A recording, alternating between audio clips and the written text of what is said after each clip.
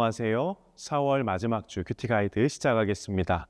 이번 주 우리가 묵상할 본문은 신명기 8장 1절부터 9장 18절까지, 그리고 금요일은 요한복음 13장 31절로 38절까지의 말씀입니다. 신명기는 광야 40년의 시간을 지나 약속의 땅을 앞둔 이스라엘 다음 세대에게 주어진 말씀입니다. 단순히 과거를 돌아보는 것이 아니라 왜 그들이, 엄밀히 말하면 그들의 조상들, 선대가 왜 이 광야를 지나와야만 했는지, 그것을 반추하여서 우리가 앞으로 어떻게 살아가야 할 것인지, 이것을 설명하는 말씀입니다. 모세는 다음 세대에게 말하고 있습니다. 같은 실패를 반복하지 말라는 것이죠. 하나님의 살아계심과 그 은혜를 경험했음에도 불구하고 실패했던 이유, 그리고 다시 살아가야 할 방향을 분명하게 짚어주고 있습니다. 특별히 이번 본문에서는 한 가지 흐름이 계속해서 반복됩니다. 하나님이 어떤 분이신지, 그리고 그 하나님 앞에 우리는 어떻게 살아야 하는지, 이 두 가지가 계속해서 반복되어 나옵니다. 하나님은 우리의 공급자가 되시고 복의 근원이 되시며 승리를 주시는 분입니다. 그런데 문제는 언제나 같습니다. 사람은 하나님을 의지하다가도 풍요 속에서 내 상황이 좀 나아지면 하나님을 잊어버리고 승리를 하고 나면 자신을 드러내려 한다는 것입니다.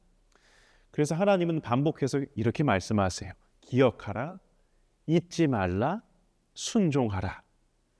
이번 한 주 말씀을 통해서 하나님을 다시 기억하고 은혜를 깨닫고 순종으로 나아가는 삶을 함께 묵상해 보겠습니다. 요일별 말씀을 살펴보겠습니다. 월요일 신명기 8장 1절로 10절을 보면 이스라엘은 40년 동안 광야를 지났습니다. 광야는 아무것도 없는 곳이지요.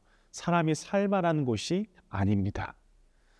근데 하나님은 그들에게 먹을 곳이 없는 그곳에서 만나와 메추라기로 먹이셨고, 그 옷이 어떻게 옷을 짤 수 있는 환경이 아니잖아요. 옷이 헤어지지 않게 하셨고 발이 부르트지 않게 하셨습니다. 왜 이런 시간을 지나게 하셨을까요? 사람이 떡으로만 사는 게 아니라 하나님의 말씀으로 하나님 의지하여 산다는 걸 알게 하시기 위함이었습니다. 우리는 삶을 유지하는 조건들을 붙잡고 살아갑니다. 돈, 또는 환경, 또 능력과 같은 건 말이죠. 하지만 하나님은 생명을 유지하는 건 조건이 아니라 하나님이라고 분명히 말씀하십니다. 광야는 부족한 곳이었지만 하나님을 가장 분명하게 경험하는 자리였습니다. 월요일, 나는 지금 무엇을 의지하고 있습니까? 환경입니까? 아니면 하나님입니까?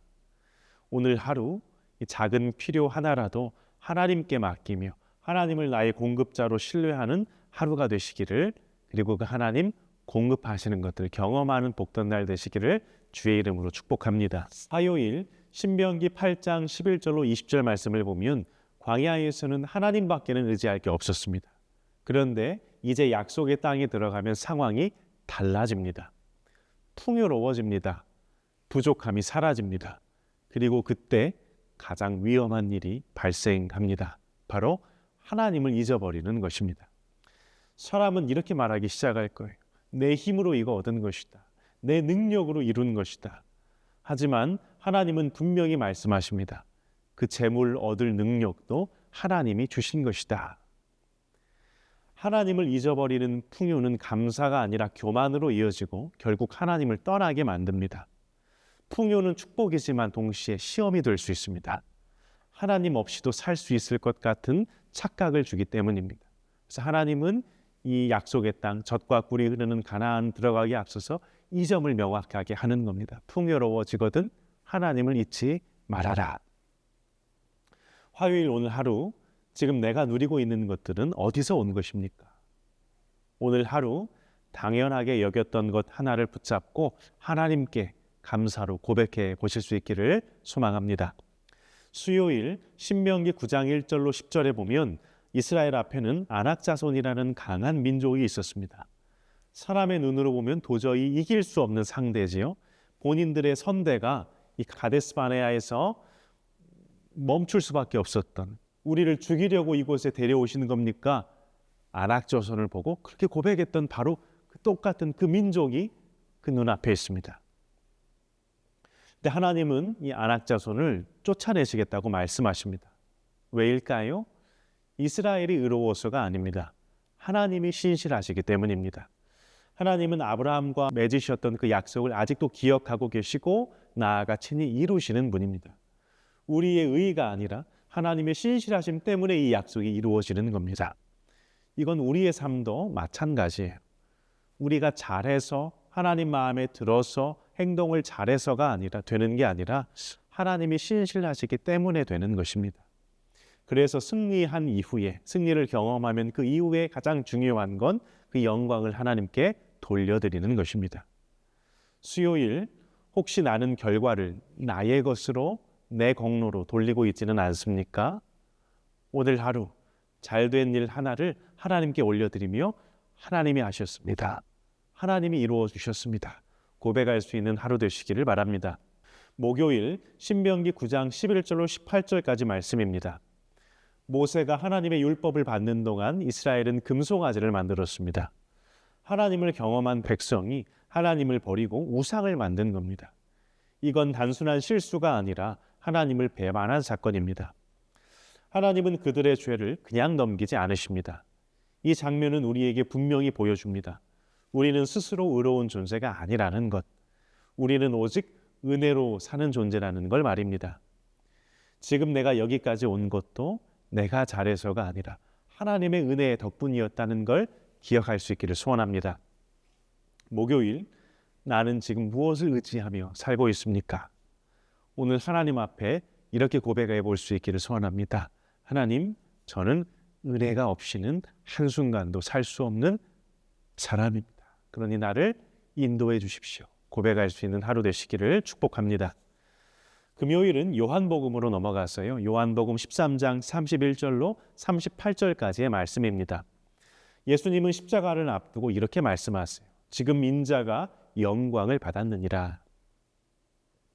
사람의 눈에는 실패처럼 보이는 순간이 하나님께는 영광의 순간이었습니다. 이 요한복음에서 이 십자가는 예수님의 때, 그럼에도 하나님의 그 영광이 드러나는 영광의 때로 묘사되거든요. 예수님은 이 십자가를 지기 위해 오셨고 사랑으로 끝까지 순종하셨습니다.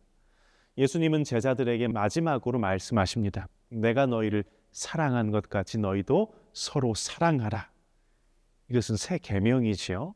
여기서 말하는 사랑은 어떤 단순한 어떤 얕은 감정이나 어떤 낭만적인 그런 어떤 추상적인 개념을 말하고 있는 게 아닙니다.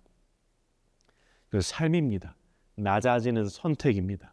섬기고 기다리고 견디는 선택을 하는 것, 그게 사랑입니다. 베드로는 예수님을 위해 목숨까지 버릴 수 있다고 자신 있게 말했지만 결국 예수님을 3번 부인합니다. 이 모습은 우리와도 닮아 있습니다. 우리는 결단으로 사는 존재가 아니라 예수님의 사랑으로, 은혜로 사는 존재임을 기억해야 하겠습니다. 금요일, 나는 오늘 누구를 사랑하며 사랑해야 할까요? 내가 사랑을 흘려보내야 할 그 한 사람 떠올려 보시기를 바랍니다. 오늘 하루 그 한 사람에게 먼저 다가가고 낮아져서 섬기는 그 사랑을, 예수님처럼 그런 섬기는 사랑을 선택해 보시기를 간절히 소망합니다. 말씀 정리하겠습니다. 이번 한 주 말씀을 통해서 우리는 분명히 봅니다. 하나님은 광야에서는 공급자로, 풍요 속에서는 주권자로, 싸움 앞에서는 신실하신 분으로 우리와 함께 하셨습니다. 그러나 우리는 쉽게 잊고 스스로를 드러내며 은혜를 당연하게 여깁니다. 그래서 하나님은 기억하라, 잊지 말라, 순종하라 말씀하십니다. 오늘 우리의 결단은 분명합니다. 하나님을 다시 의지하고 받은 은혜를 기억하며 한 걸음 순종으로 나아가는 것입니다. 주께서 베풀어 주신 그 은혜를 힘입어 이번 한 주도 주께서 신실하게 일하실 것을 믿음으로 그 모든 행사를 하나님께 맡기고 감사와 사랑으로 순종의 삶을 살아내시는 복된 날, 또 이번 한 주간 되시기를 간절히 소망합니다.